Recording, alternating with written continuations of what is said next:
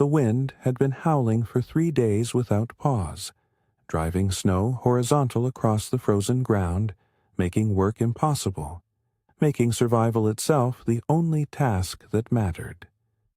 Then, suddenly, it stopped. The silence was so complete it felt like a physical presence, pressing against our ears, making us strain to hear something, anything. The prisoners stopped digging, their crude tools suspended mid-motion, their faces turning toward Yakov as if waiting for his signal. The white ground beneath us was hard as stone, our shallow trenches offering barely enough shelter to keep us alive. Now, with the wind gone and the temperature plummeting in the stillness, we faced a different enemy. Cold that could freeze a man solid where he stood. My name is Peter, and I was there that morning, a political exile among common criminals, about to learn what warmth truly meant. I had been sent to this frozen wasteland 6 months earlier, convicted of writing pamphlets critical of the government, sentenced to hard labor in the northern mines. The journey had taken weeks, chained in wagons and then on foot, walking through landscapes that grew progressively more barren, more hostile, more impossible. When we finally arrived at the labor camp, I understood that this was meant to be a death sentence disguised as imprisonment. The mine was a joke, barely producing anything, existing mainly as a place to send people the government wanted to disappear. Most prisoners died within the first winter. I had arrived at the beginning of my first winter, and I was already wondering if I would see spring. If you've ever wondered how people survive the truly impossible, how they find warmth in the coldest places, how they discover humanity in the cruelest circumstances, then this story is for you. Subscribe to hear more tales of survival against all odds.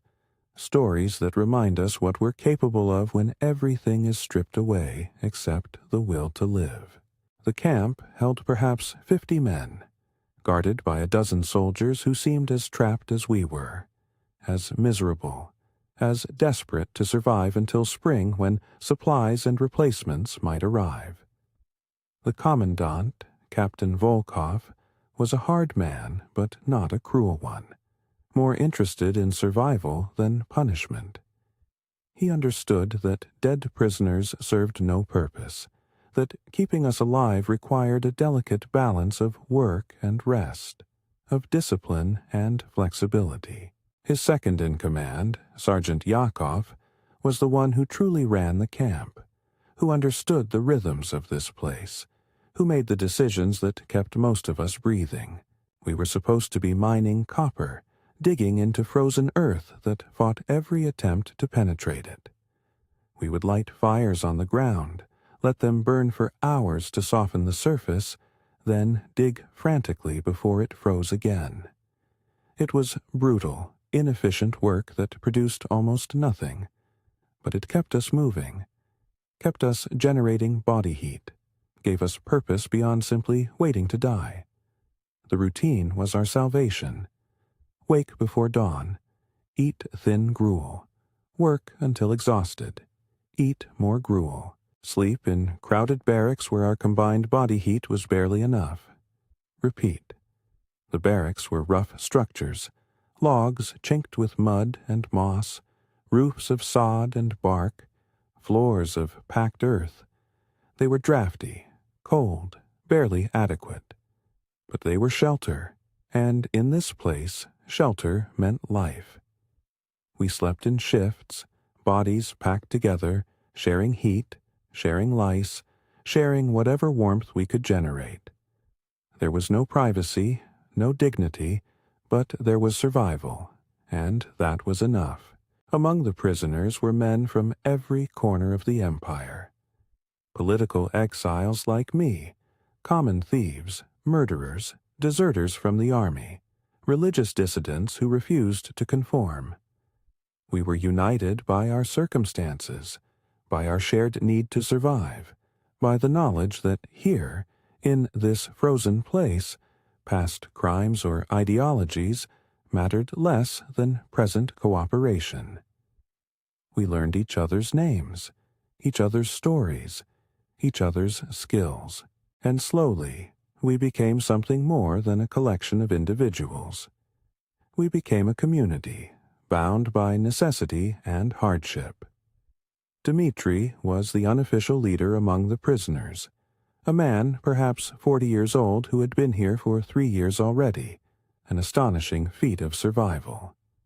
He was quiet, observant, quick to share knowledge about how to avoid frostbite, how to make the thin rations stretch further, how to stay on Yakov's good side. He had been a soldier once, court-martialed for refusing an order he considered immoral, sentenced to this place for insubordination. But his military training served him well here, helped him organize the prisoners, maintain some structure, prevent the descent into chaos that could kill everyone. Katya was the only woman in the camp, a prisoner worker who cooked and mended, sentenced for stealing food to feed her starving children. She was thin and tired, but possessed an inner strength that shamed most of the men. She moved through the camp with quiet efficiency, rationing supplies with mathematical precision, making sure everyone got their fair share, mothering men who had forgotten what gentleness looked like. She spoke little, but when she did, people listened. Ivan was my age, 26, educated like me but from a different world. He had been a seminary student before losing his faith and speaking too openly about his doubts. We had bonded quickly, two intellectuals in a place where books and ideas seemed laughably irrelevant, where only physical endurance mattered. He helped me adapt, taught me tricks for staying warm, warned me about which guards to avoid, which prisoners could be trusted. He became the closest thing I had to a friend in that desolate place. Old Mikhail was ancient by prison standards, perhaps 60 years old, his body bent and damaged from decades of hard labor. He had been in various prisons and labor camps for so long that no one remembered his original crime. He might have forgotten it himself, but he remembered stories, hundreds of them, and he told them during the long dark evenings, tales that entertained and educated, that passed the time, that reminded us we were still human. His stories often carried lessons, wisdom disguised as entertainment, survival knowledge wrapped in narrative. Then there was Alexei, a brute of a man who had killed his landlord in a drunken rage, who distrusted everyone, who hoarded supplies when he could, who saw cooperation as weakness. He made life harder for everyone, but he was also strong, capable of work that exhausted others, and Dmitri had learned to channel his strength productively, to make him a part of the group despite his antisocial tendencies. Alexei watched me with particular suspicion, seeing my education as a mark of softness, waiting for me to fail so he could claim my rations. And there was little Pasha, a boy no more than 14, small and malnourished, sentenced for pickpocketing. He should never have been sent here, was too young, too weak, too innocent for this place. But the law made no exceptions, and here he was, trying to survive among hardened men. Most of us tried to protect him, to give him easier tasks, to share extra food when we had it. He represented something we were trying to hold on to, some shred of decency, some proof that we hadn't completely lost our humanity. When the wind stopped that morning, we all felt the immediate change. The absence of wind meant the cold could settle, could deepen, could become deadly. Yakov understood this instantly. "Back to the barracks," he ordered. "No more work today. Stay inside. Share warmth. Survive." It was an unusual command. We normally worked regardless of weather. But Yakov knew this particular cold, knew it could kill faster than exhaustion, knew that sometimes survival meant rest rather than labor.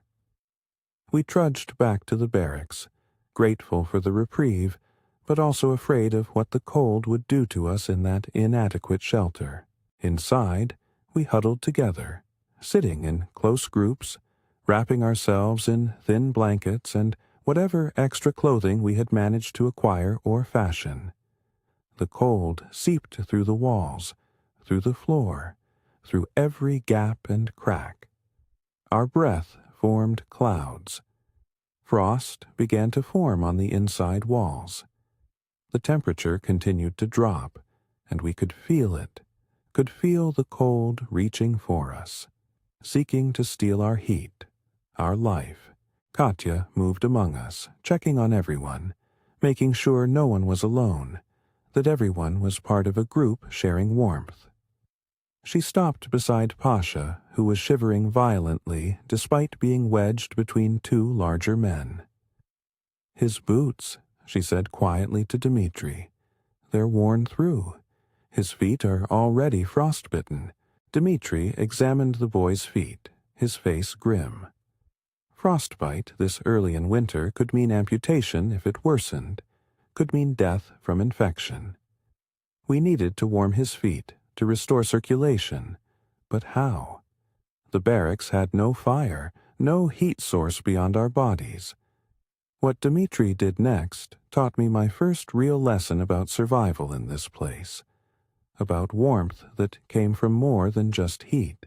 "Everyone," Dmitri said loudly. "We make a circle around the boy. We share our warmth, all of us." There was grumbling. Sharing warmth meant everyone would be slightly colder, meant sacrificing individual comfort for collective survival. Alexei particularly objected, wanted to stay in his corner, wanted to hoard his warmth. But Dmitri's authority held, and slowly, grudgingly, everyone formed a tight circle around Pasha.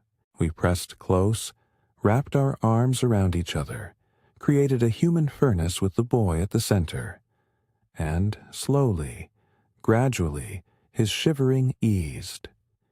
His feet, held against Dmitri's chest, began to warm. Color returned to his face. We stayed like that for hours, locked together, breathing each other's breath, sharing each other's heat. It was uncomfortable, intimate, undignified, but it worked. And in that circle something shifted. The boundaries between us softened. Political exile and common criminal, young and old, believer and skeptic, none of it mattered. We were just humans, keeping each other alive. That night, Mikhail told a story. His voice was quiet but clear, carrying in the darkness of the barracks, giving us something to focus on besides the cold.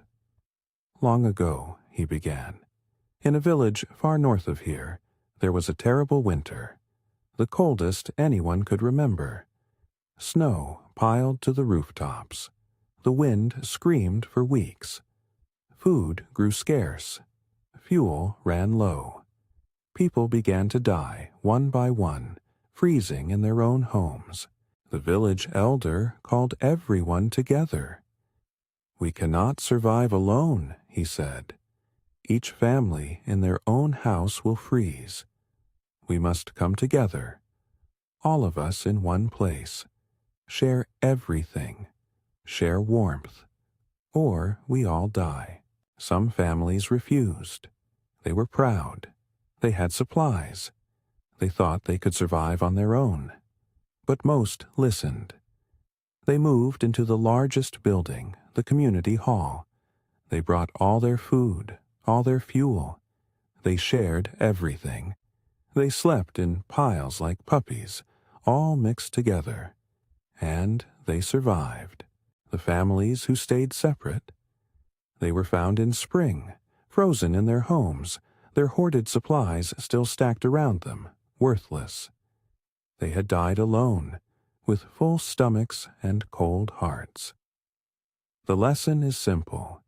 In the worst cold, survival is never individual.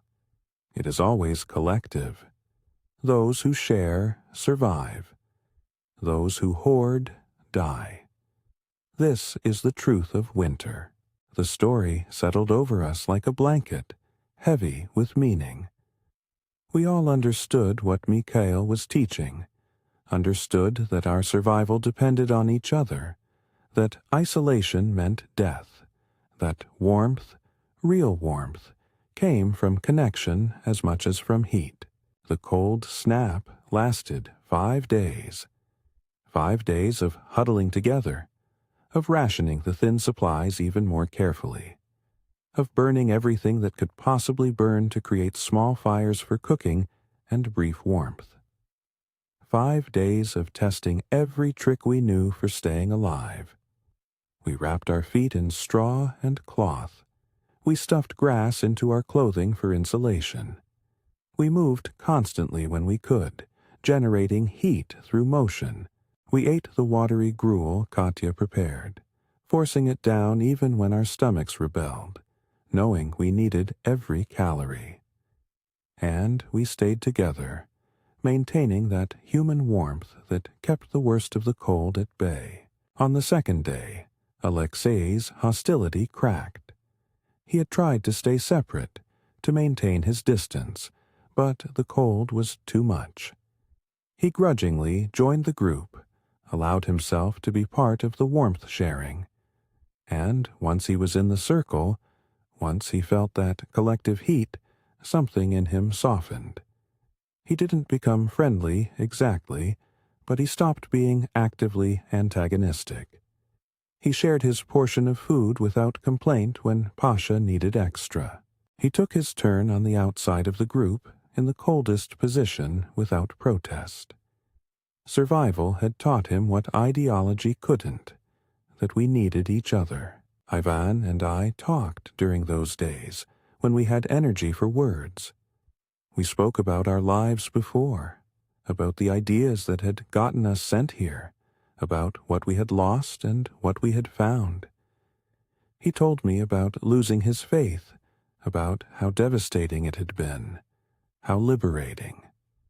I told him about my pamphlets, about believing I could change the world with words, about how naive that seemed now, and we both acknowledged that this place, terrible as it was, had taught us things we couldn't have learned any other way, about what mattered, about what humans could endure, about the strength found in weakness, the warmth found in coldness, the life found at the edge of death. We're not who we were, Ivan said quietly. This place has remade us. I don't know if that's good or bad, but it's true. I understood what he meant. The person I had been, educated, idealistic, comfortable, had died somewhere on that long journey north. The person I was becoming, harder, more practical, more aware of both human frailty and human strength, was forged in this crucible of cold and hardship. I couldn't say I was grateful for the experience, but I couldn't deny it was changing me in profound ways. On the 4th day of the cold snap, disaster nearly struck. One of the guards, a young man named Gregor, who had been conscripted into service and was as miserable as any prisoner, made a mistake. He went outside to check the perimeter and didn't return. After an hour, Yakov organized a search party, and they found him collapsed in the snow, already hypothermic, minutes from death. They brought him inside, and without hesitation the prisoners made room, included him in the circle of warmth, held him until his shivering stopped, until his breathing steadied, until life returned to his eyes. That act, prisoners saving a guard, shifted something fundamental in the camp. The artificial division between captor and captive blurred. We were all trapped here. We were all trying to survive the same enemy. And that enemy wasn't each other. It was the cold the isolation, the despair that could kill as surely as freezing. When Gregor recovered enough to speak, he thanked us with tears in his eyes. And from that moment, the relationship between prisoners and guards changed. Not dramatically, not openly, but there was a new understanding, a recognition of shared humanity. On the 5th day, the cold finally broke. The temperature rose enough that we could move around without immediate danger of freezing. We emerged from the barracks like animals from hibernation, stiff and weak but alive. All of us. Not a single death during the cold snap. It felt like a victory, small but significant. We had survived together. We had kept each other warm. We had proven something to ourselves. Yakov gathered everyone that morning, prisoners and guards together, and spoke briefly. "You did well," he said. "You worked together. You kept each other alive. Remember this. Winter is long. There will be more cold days, more dangers. But if you remember what you did these past days, if you keep helping each other, most of you will see spring. That's all I have to say." Simple words, but they carried weight. They were permission to continue the cooperation that had saved us. Acknowledgement that survival here required transcending the normal divisions between prisoners and guards, between criminals and victims of injustice. We were all just people, trying to live through winter in an impossible place. Work resumed, but it felt different now. There was more cooperation, more awareness of each other's struggles, more willingness to help without being asked. When someone fell behind, others slowed to match their pace. When someone's tools broke, others shared. When someone was sick, others took on extra work. The transformation wasn't complete. Alexei still grumbled. Conflicts still arose. Resentments still simmered. But something fundamental had shifted. Winter deepened. The days grew shorter until we worked mostly in twilight, the sun barely cresting the horizon before sinking again. The cold became constant, varying only in intensity. Snow piled deeper. The landscape became alien, abstract, reduced to basic elements of white and gray and darkness.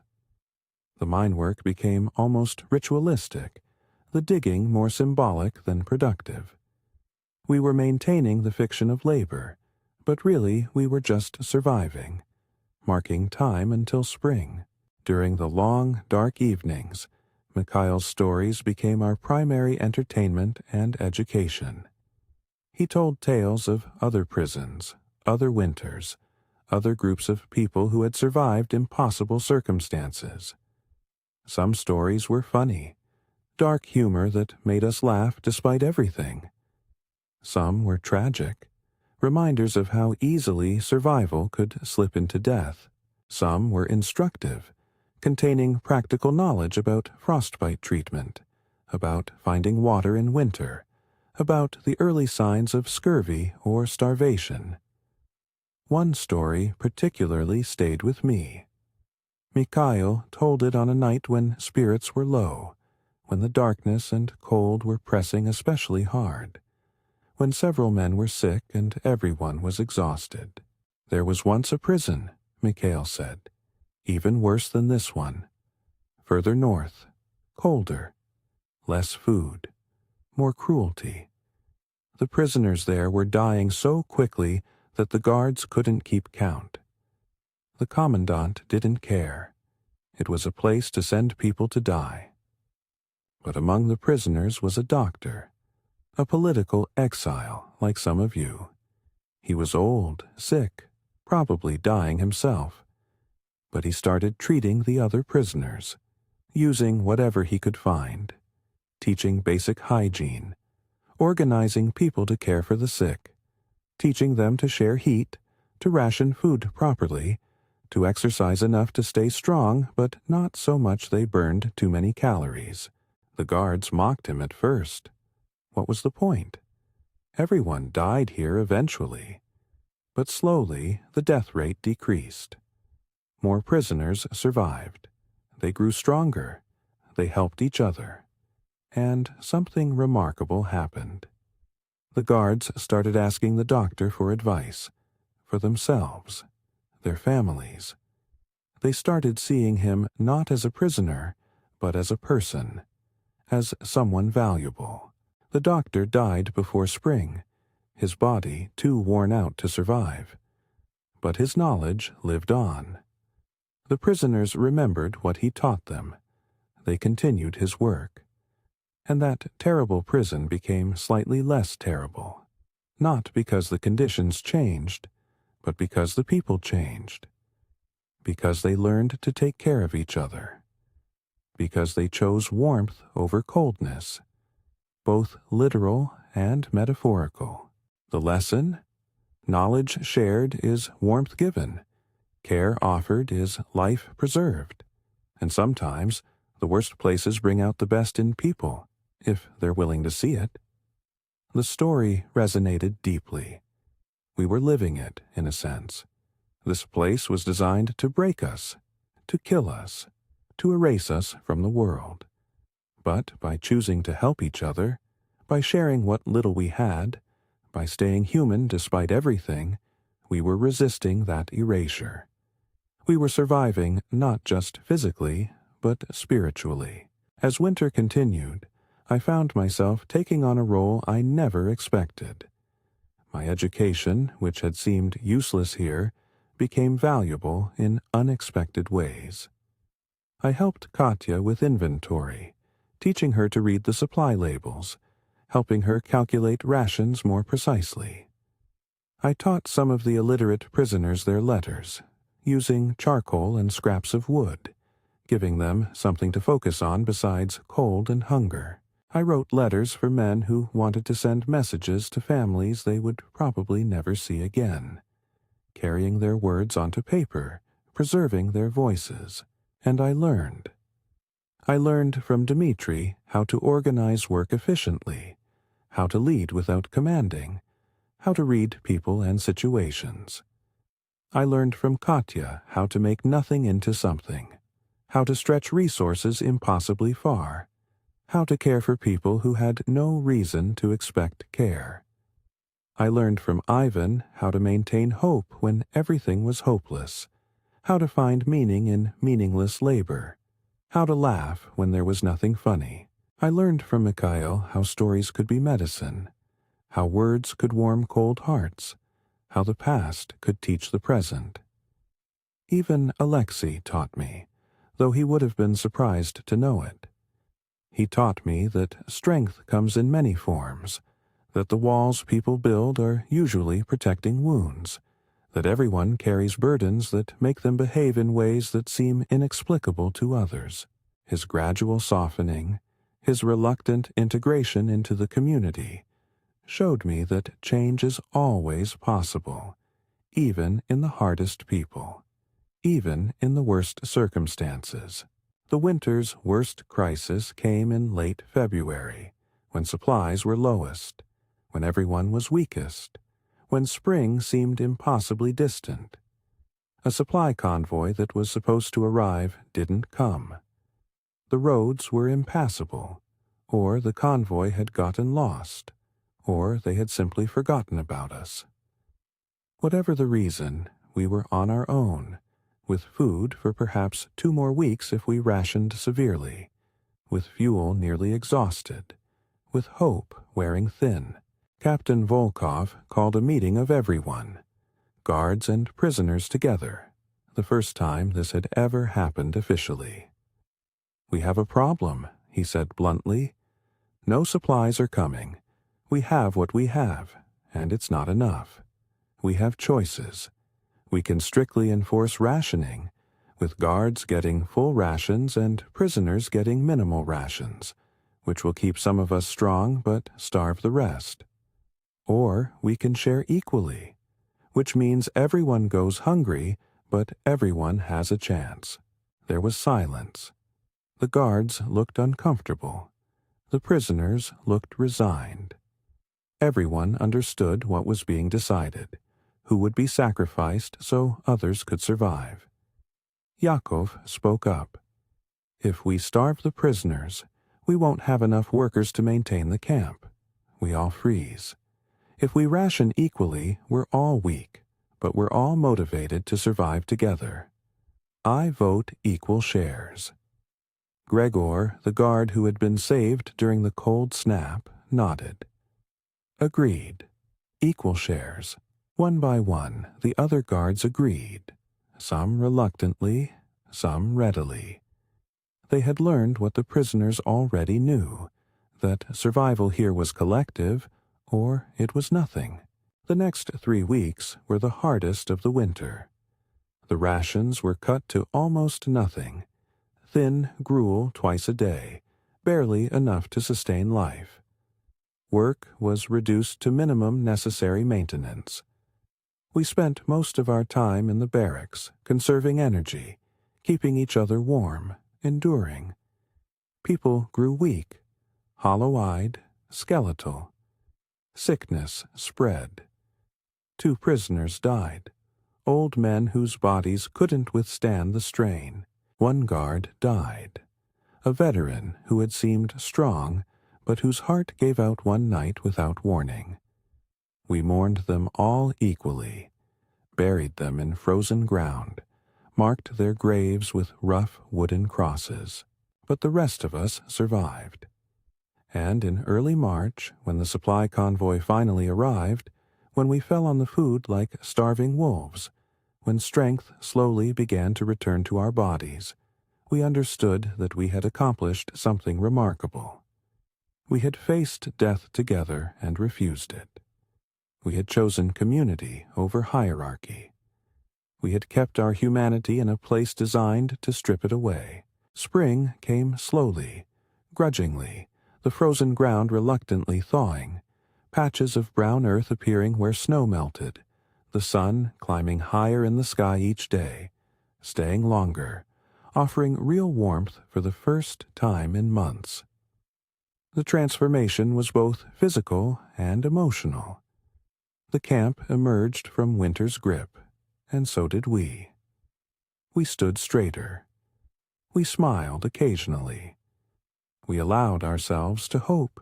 With spring came new prisoners, a small group sent north as punishment for various crimes.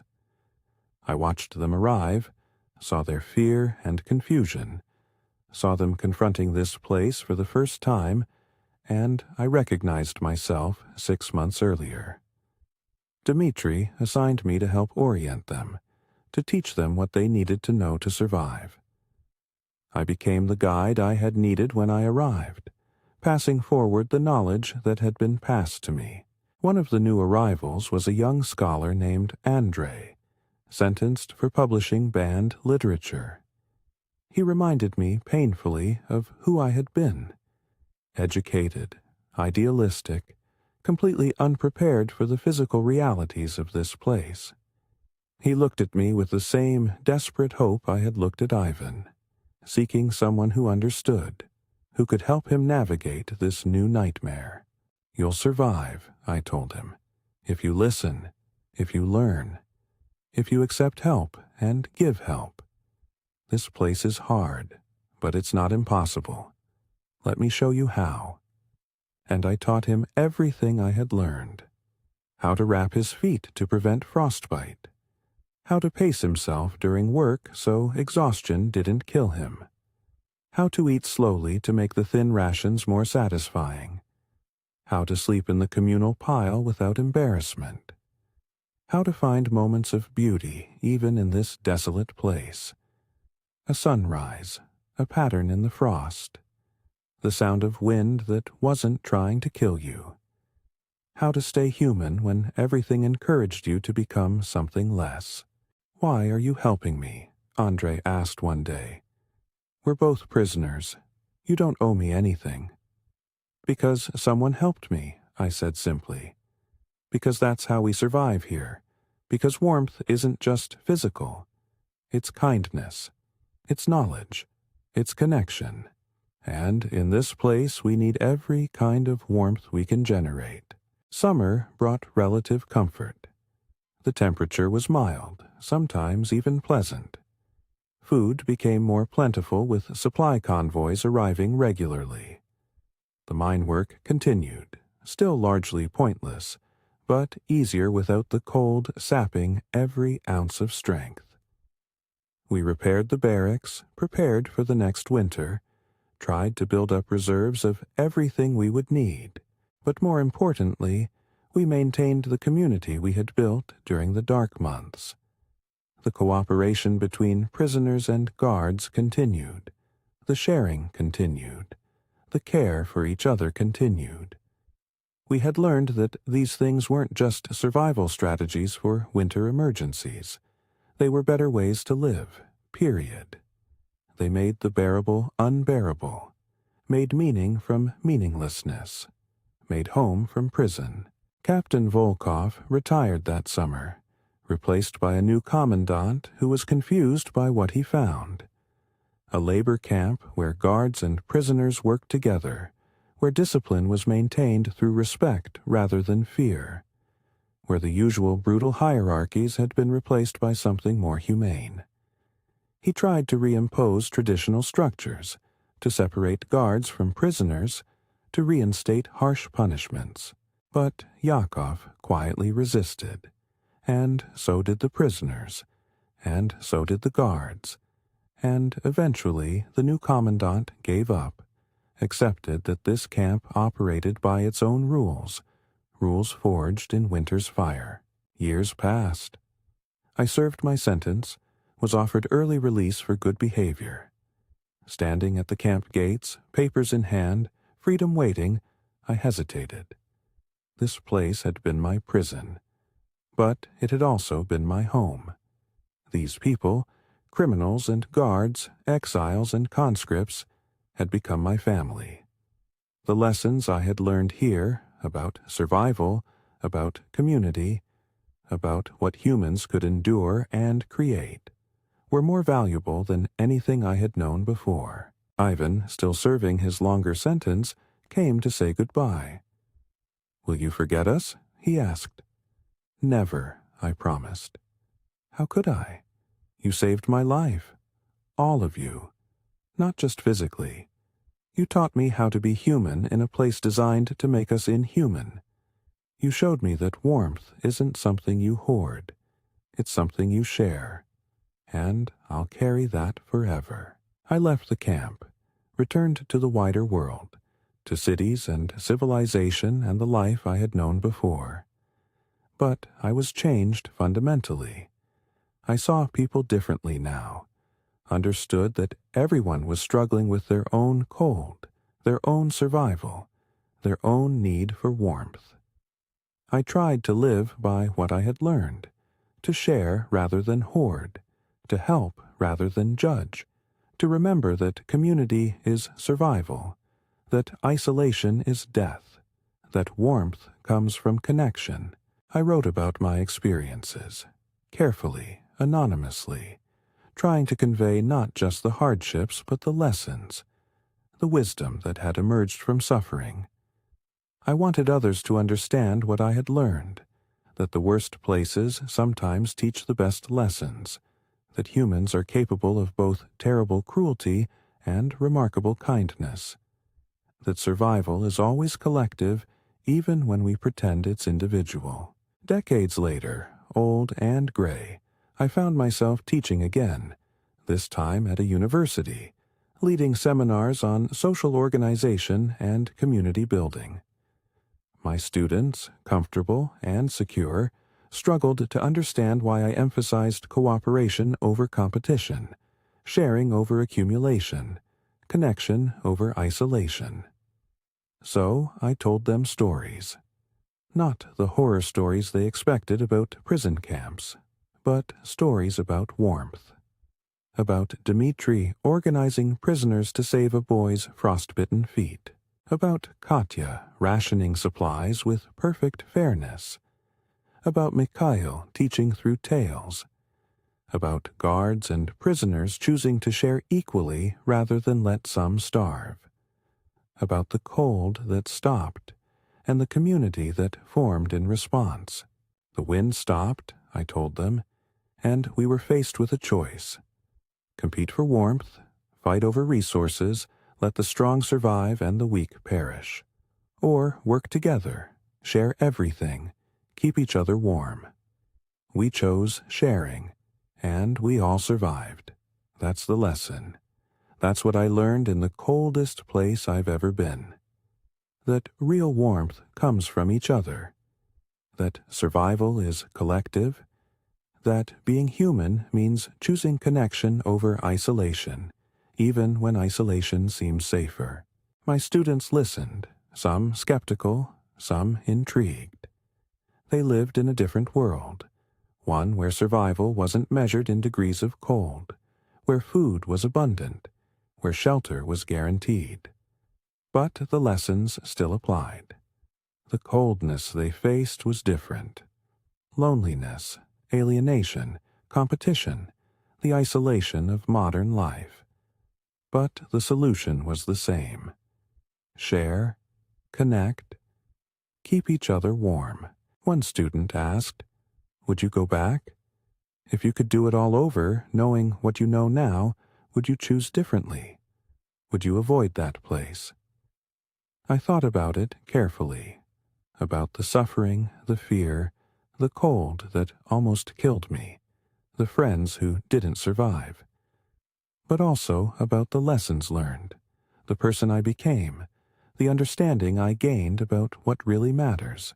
I wouldn't choose it, I said finally, but I wouldn't undo it either. That place, terrible as it was, taught me how to live. It stripped away everything false, everything unnecessary, everything that pretends to matter but doesn't, and it showed me what remains when everything else is gone. People, connection, shared warmth. That's what's real. That's what endures. Everything else is just decoration. If this story has touched something in you, if it has reminded you that warmth comes from connection, that survival requires community, that being human means caring for each other, please subscribe. More stories await, stories that explore what we're capable of when everything is stripped away, stories that remind us of our better nature, stories that teach us how to stay warm in cold worlds. The wind had stopped that morning so long ago, and we had faced the cold together. We had kept each other warm, not just with body heat, but with kindness, with shared knowledge, with the determination to preserve each other's humanity. That lesson, learned in the frozen north in a prison camp that was meant to break us, had shaped everything that came after. It had taught me that warmth is something we create together, that isolation is the real cold, that connection is the only fire that never goes out. I carry that knowledge still, decades later, carry it like a flame cupped in my hands, protecting it from wind, sharing it when I can, remembering always that winter is long and humans need each other to survive. The prisoners stopped digging that day because the work no longer mattered. What mattered was staying warm, staying alive, staying human, and we did all three together, teaching each other that the best warmth comes not from outside sources, but from the connections we forge, the care we offer, the choice we make again and again to share rather than hoard, to connect rather than isolate, to be warm together rather than cold alone.